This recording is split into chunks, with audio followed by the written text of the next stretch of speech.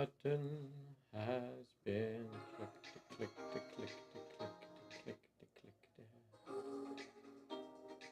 Boop. Checkity check.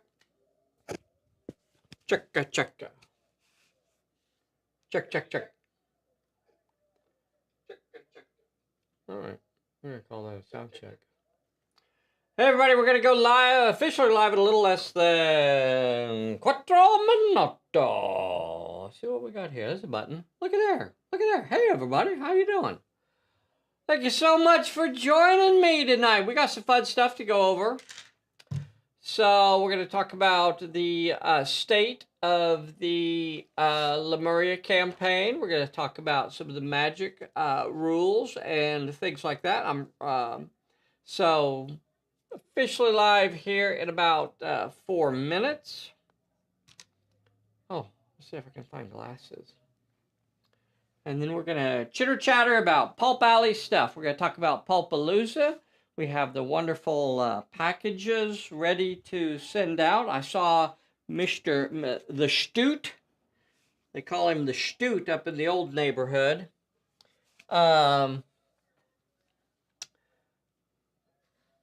Jim posted a picture of the package that he received. So one of the first packages of the collector's package that we sent off. We're going to talk about this a little bit more in a bit. So, who's been watching the September Sumo Buy Show? Day 12 is in the books, and Hoshoyu finally has a loss. Day 12, and who was it? Aonishiki gave him a loss. Can you believe it? The blue whirlwind comes in and gives Hoshoyu a loss. Now, that means Hoshoyu and Anasato are now tied up, both with 11 wins and 1 loss. And I think there's only one, I think there's maybe like one wrestler, one sumo wrestler with 10 wins and 2 losses, and then it drops down to, 9 wins, 3 losses. So, yeah, lots of fun stuff going on. Hello, Manny. We're going to go officially live at a little less than 3 minutos.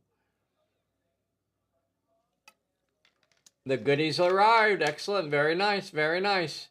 David and Kyushu. So, David and Kyushu, have you been watching the September Buy Show?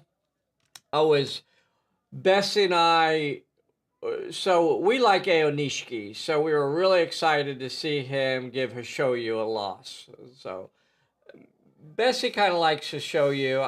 I don't know. I prefer Anasato, but it is what it is. And then we got Papayashu on there, Takayashu. He's having a rough tournament. I think he's well beyond his prime. I don't know if we're gonna see him, really get a tournament anymore. But he's in there. Still always fun to see him. Out there giving it a go. Definitely up against some of the younger guys. But it's really interesting that, you have fellas out there that are fairly old and still competing in the upper ranks, up there with,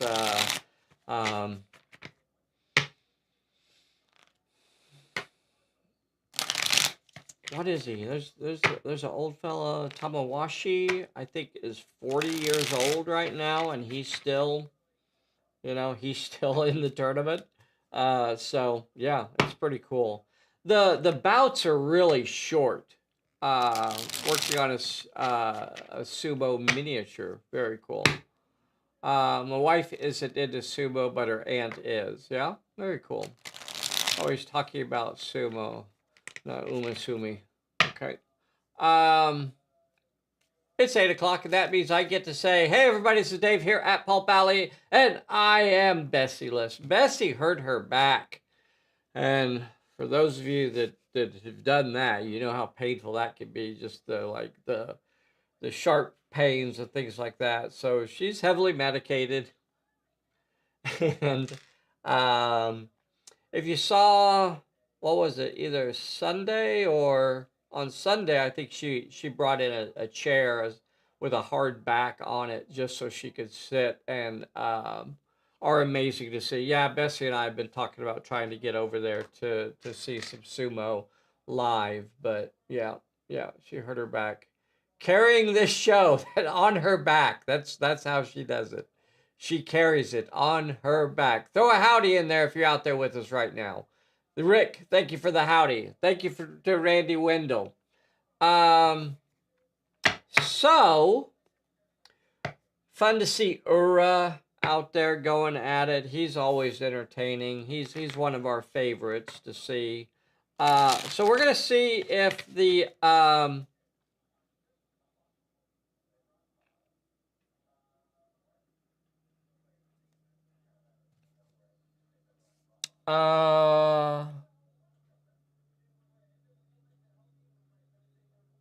three, four, five, six, seven, eight, 9, 10. Okay. Minerva is at 10. Their skimmers got shuffled back into the deck. She's actually at 10. She's at 10. Doggone it. Oh well. So that will end it. So she has three scenario cards. So you add up the numbers at the bottom. You have to have a total of 10 in one of these categories, either science, political, or military. And I thought she was at 9, but her skimmer had got shuffled back into the deck. So she is at 10. Let's see. 1, 2, 3, 4, 5, 6, 7, 8, 9, 10. So she is at 10. His skimmer got shuffled back in too. Let's see, what did he have? He had the 2-man skimmer. So he's at science is his best one. 3, 4, 5, 6, 7. So that actually is. We do not need to do another trial. So she actually won it on Sunday when she completed the Hill Raiders scenario. That was a heck of a campaign. A very, very interesting campaign. Captain Wolf, now she won the first scenario. I've developed an extreme dislike for Minerva. Don't be a hater. Don't be all hating. Don't be acting like that. One too many times delivering the atomic elbow from the top rope. Yeah. So she, Bessie hurt her back at work, and has been really struggling. I'd say at least the last week or so, with a lot of pain in her back. So she's got some medication to help her get through it. But she's in a lot of pain, and she needs to stay immobile for a little bit. So that's what she's doing. So let's talk real quickly about the Lemuria campaign. Minerva has reached the 10-point threshold. That brings the campaign to an end. Militarily, she was able to garner enough support through the military, the generals, the Lemurian generals. Ice helps too. Yeah, she's actually been using hot instead of cold. So I don't know. I think ice. I don't know. She's warming was what was recommended. I don't know. I don't know. Poor Bessie. No, it's like to have my back out. Stretching helps. Yeah, she's been trying to do some stretching too. So I don't know how many of you guys I've played through the Lost World of Lemuria campaign, but it was definitely heavily inspired by the Undersea Kingdom. Undersea Kingdom is a Republic Pictures serial. They they put it together kind of slapdash. It was one of the lowest budgeted serials, maybe even the lowest budgeted serial for Republic Pictures. Um, and it was in a response to Universal's Flash Gordon. Flash Gordon came out and made a big splash. And Republic Pictures came out with Undersea Kingdom to kind of marry the idea of science fiction, which you have the cool little things in Undersea Kingdom. You have going to a lost world sort of setting in Undersea Kingdom. They go to the lost world of Atlantis that's underneath the sea, and yada yada yada. It's really cool. But so it kind of has some fantasy elements. It has some sci-fi. Of course, it has a lot of adventure. It's got a really young Lon Chaney Jr. Maybe really early in his career of actually switching over to that name. Of course, he was named Crichton Chaney, and he was pretty resistant about switching to using Lon Chaney Jr. as his name. Of course, his father had pretty much banned him from any acting, and it wasn't until Lon Chaney actually passed away that I think Crichton actually started getting into acting. And then he wanted to use his own name, but the studios were like, "Come on, man, you're the son of Lon Chaney Jr. You're the son of Lon Chaney. How could we you got to use the name?" Crash Corrigan, absolutely, in Undersea Kingdom. So that was great. But I think Undersea Kingdom he got a lot of early bit roles, and Lon Chaney Jr. was in this. Maybe only the second or third time that he actually used that name, Lon Chaney Jr. In earlier stuff, he actually went by Crichton. So anyway, the Undersea Kingdom story, or the Lost World of Lemuria story. So I'll try and go through it as quickly as I can and kind of touch on some of the high points. The feed is hiccuping. It says excellent connection here. I just got an ad. David Akarishu, he's for every one of us. The stream is hiccuping. I meant. Okay, I'm sorry. Last time I heard mine alternated hot and cold. Interesting.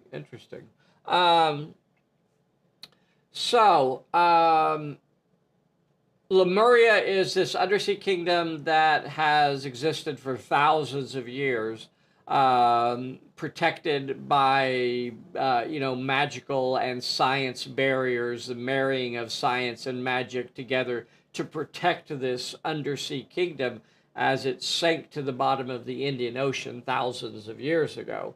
Now, it had conduits that still connected it over the thousands of years to the surface world, and Perilous Island was one of them.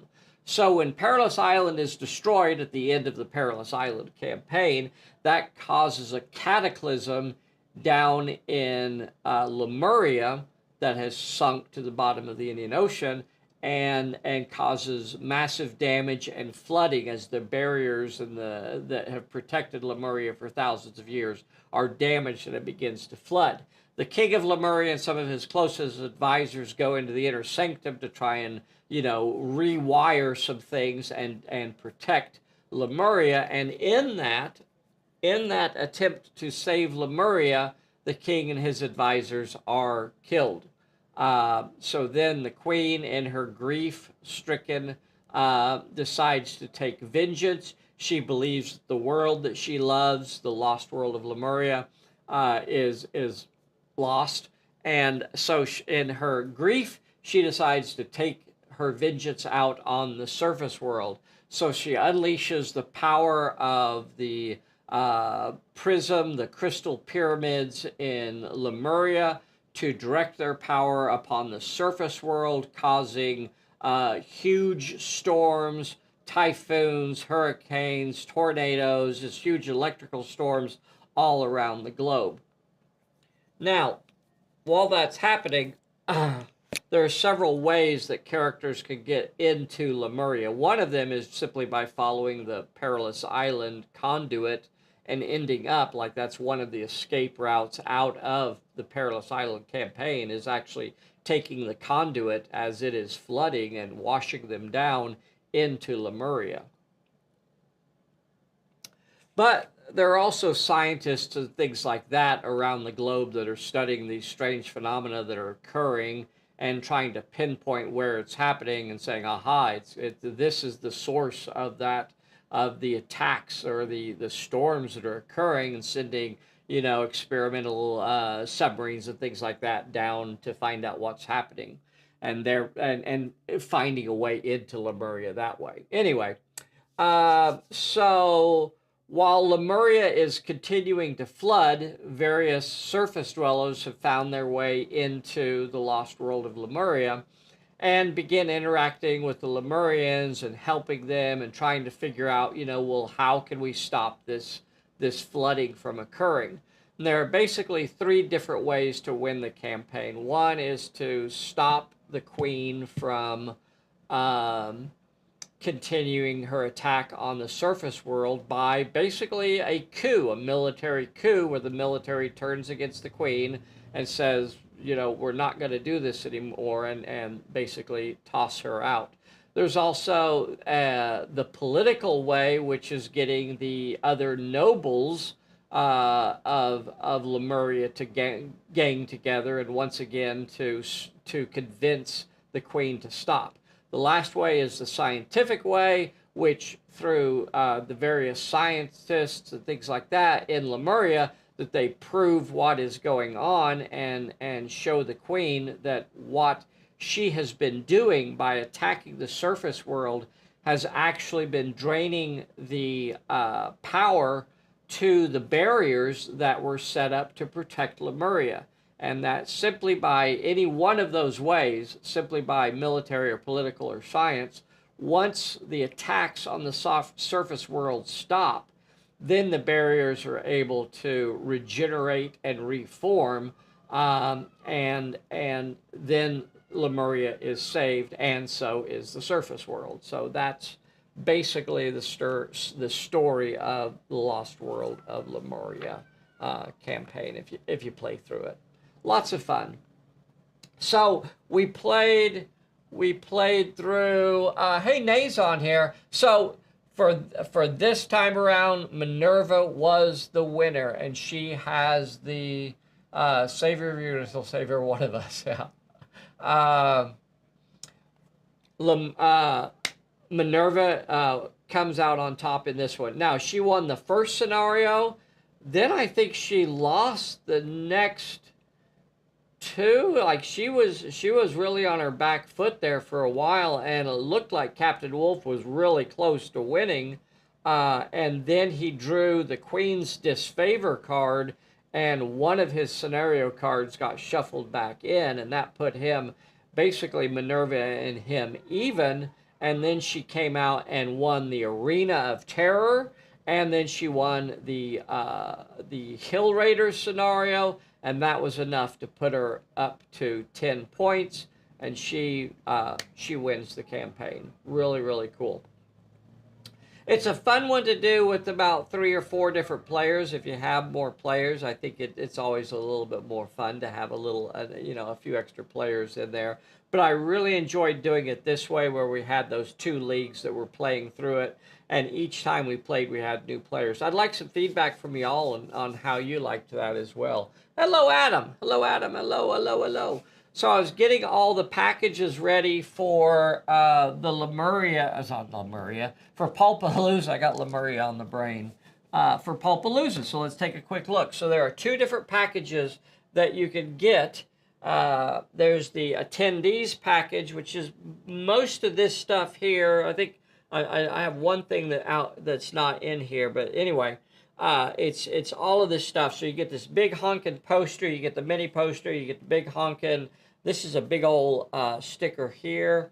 You get the Pulp Alooza sticker. You get that one. There's another sticker as well, and then you get the Pulp Alooza war disc. Now that's part of the attendees, plus a few things that's not there. But the collector's package Does not include the giant Mambo poster, because this thing is an absolute pain in the butt to try and ship, and I hate shipping these. So I do not ship these. But this is a nice heavy cardstock poster, really, really cool. And but if you're not going, or even if you are going and you just want to get the collector's package, you can do that as well. And I think this is just about everything. I think there's one more thing that I don't have sitting out here. But this is the collectors. So you get the little mini poster, you get the big sticker, and the Pulp Alooza sticker, and the Pulp Alooza war disc, and this. So even if you're not going and you'd like to just have something to remember the premier pulp gaming event of the year, right? Because that's what this is. That's what we're talking about here. This is the premier pulp gaming event of the year, Pulp Alooza in Albuquerque, New Mexico. We've done it in Albuquerque 2 times in a row now, or, well, in October it will have been 2 times in a row. So I am always open to suggestions as far as other places to do it. Pulp Alley should have rocket cycles. Well, that's kind of what the skimmers are supposed to be, right? Because they are not... I designed them specifically so that I didn't have to have multiple figures. I wanted to have something that I could take a miniature that I already had and just stick it on something. So that's how the skimmers came about, because I like using miniatures that I already have for things that I want to use them for. So that's what, yeah, I know, I'll agree that it ain't a rocket cycle. But that's what these were always created to be, is so that I didn't have to have a separate figure. I could just put figures on them like that, and that makes them pretty fun to scoot around. And I always intended to release this one as well. All of these are things that I designed myself when I used to actually have the time to do that. And this is the one that I have not released. This is I think a few people got these when I was releasing them in resin version. But this is a really cool little one too. This is also another skimmer, and once again, it's made to put figures on there so that it could fly around and zoom around like that.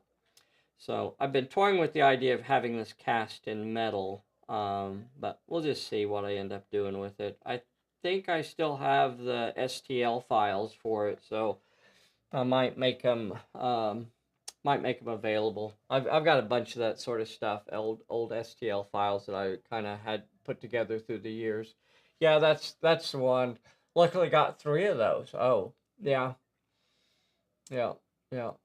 And the skimmers are like flying manta rays. Yeah, yeah, there's different ones. Yeah, they're not, yeah, there's yeah, and they were designed just so I didn't have to have a separate, like, mounted figure. Like, I wanted something for Phantom Ace to ride on, but I don't want to have to make a mounted figure. That just, I like the idea of having something that I could just set a model on. It kind of got down to, like, I wanted to do a Western, but I didn't want to have like a mounted character and an unmounted character, which you almost have to have, right? If you're doing a Western, you almost got to have that. And I don't remember who it was. I think it might have been Keith Stockton that was doing a Western game in the UK, and he has a bunch of those. He has the mounted, right? Because the companies make those, the foot characters and the mounted characters that basically represent the same character. Those and the crates would be great to have. Yeah, yeah. Anyway, so order the Pulp Alooza packages are available right now. If you're now, the attendee packages are marked as free shipping because I will not ship them. These are only going to be available if you show up in Albuquerque, New Mexico, to get them. So that's where Have you considered releasing Minerva's caboose? I think her caboose is firmly planted exactly where it's supposed to be, sir. And here's the collector's set here. We did send. Oh yeah, it's a bunch of several cards as well. Let me see if I could find the cards real quick. So there's the yeah, it's these cards here. That's part of both of the sets too. So you have the Hey Palooka. So that's a play immediately. So these are both part of both sets. So Pulp Alooza 2. And then Let's Go Again. There's Let's Go Again there. Pulp Alooza 2. And then there is the Great Ganga, the Pulp Alooza 2 version of Great Ganga. So I think stats are basically the same as all the other Great Gangas. I think maybe I changed something. I don't know. But it has new artwork. Ollie did for us, and then the Pulp Alooza 2 little tag there on that as well. So if you get either one of the packages, either the collector's package or the attendees package, both of those actually include all these cards as well. So with the campaign being over,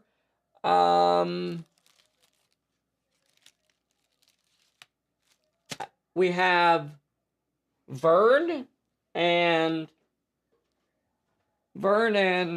Sean. I think Sean Hudson and Vern are playing this Sunday. So we'll do something else. We'll go ahead and do a two-player game on Sunday, and we'll have them playing. I really wanted to talk about Magic today because we've been having a lot of fun.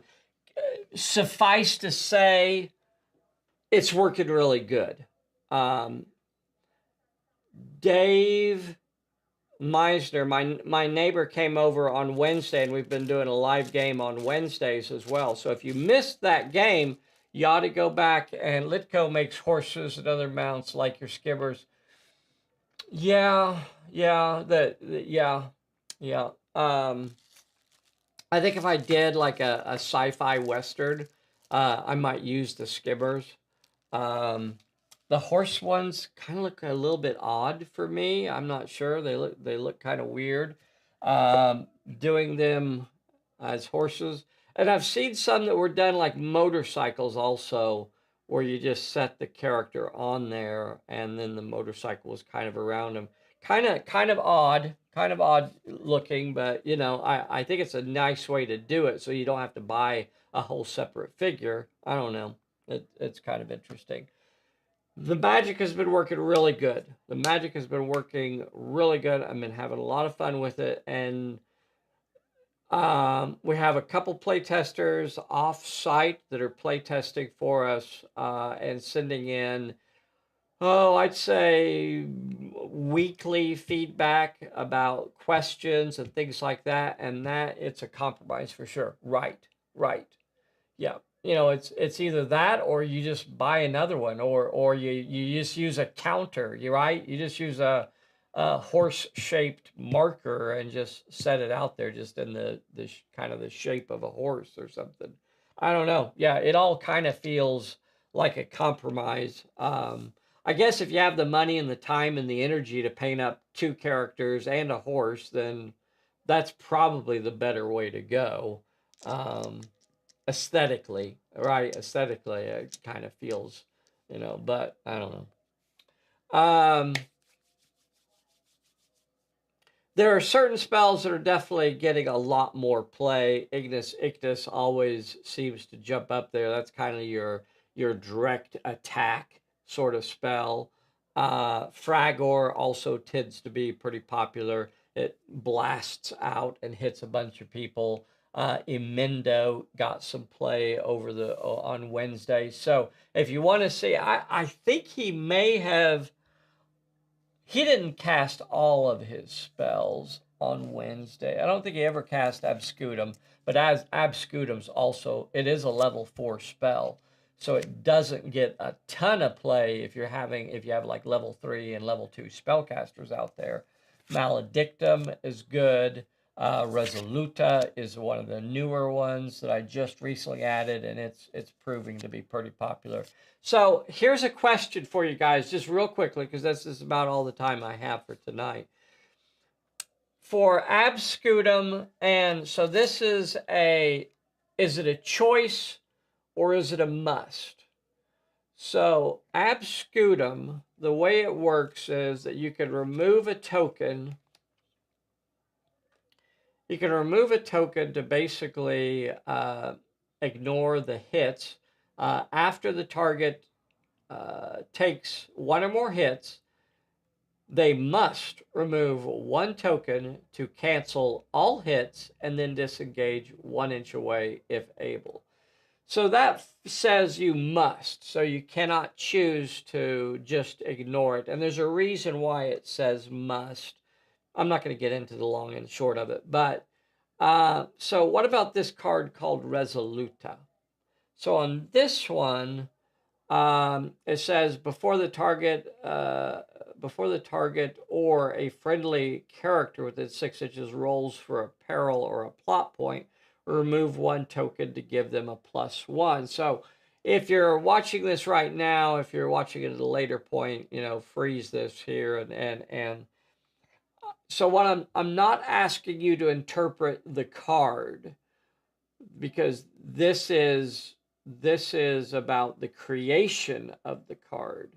Do we want that card to be a you must do it, or is it a you may do it? So this is the time that we make that decision. Do we force you, when someone is rolling for a plot point or a peril within 6 inches, do they have to remove a token to give them a +1? Or is it a may? They may remove a token to give them a +1. So leave a comment below. And once again, I'm not asking you to interpret the way it's written. I'm asking you, what would you like it to do? How would you prefer it to play? Remembering also that it's only a level 2 spell, so we don't want it to be too good, right? So that's part of the consideration as well. Let me know in the comments what you guys think about that. We will have some prototype decks at Pulp Alooza to play some of the Magic rules at Pulp Alooza. It will not be the final. Must decisions have consequences? Absolutely, yes. Yep. They must, Taro Mori says. Thank you. Thank you for the feedback, guys. So we are going to have some Magic decks at Pulp Alooza in October. So if you're there, look forward to playing some Magic with us while you're there. And then that'll kind of maybe hammer home the last level of Must for level 2. That'll kind of wrap up the playtesting probably for this, and we'll take that as something as we move forward to the final production version of the deck. So this is not the final production version. I had some discussion recently bouncing around about changing the names of ephemeral spells to something else. And I think I've gone full circle back around to ephemeral. I think I went down the road and looped around and came right back to where I started. And it's amazing how many times I'll do that when I'm working through one of these processes, where I start thinking about it as questioning a rule. But that's got to be part of the process. Like, you've got to kick the tires, you've got to test it out, and you've got to kind of think about things. You don't just slap a game together and send it out and say, I hope this works, or, maybe this is something fun. Because we are players, and we want to make darn sure that when we're playing this game 10 years from now, we're still having a lot of fun. There's Nay. What if they were saving it for themselves? Absolutely. Yeah. May gives you much more, flexibility on when it happens. Does that mean Pulp Alooza is Pulp the Gathering? Ephemeral has a nice sound to it. Well, I'm glad you like it. I think I'm pretty much stuck with it. Oh, that's the word that works for you. Yeah, yeah. All right, everybody, thank you so much. Be sure and send Bessie some well wishes. Let her know that she was missed. I hate her not being here. You know, she means a lot to us, and I know that she would love to hear from you guys, and let her know that you're thinking about her as she's heavily medicated. Bye, everybody. We'll see you soon. Be sure and join us on Sunday for the live game. Bye, everybody.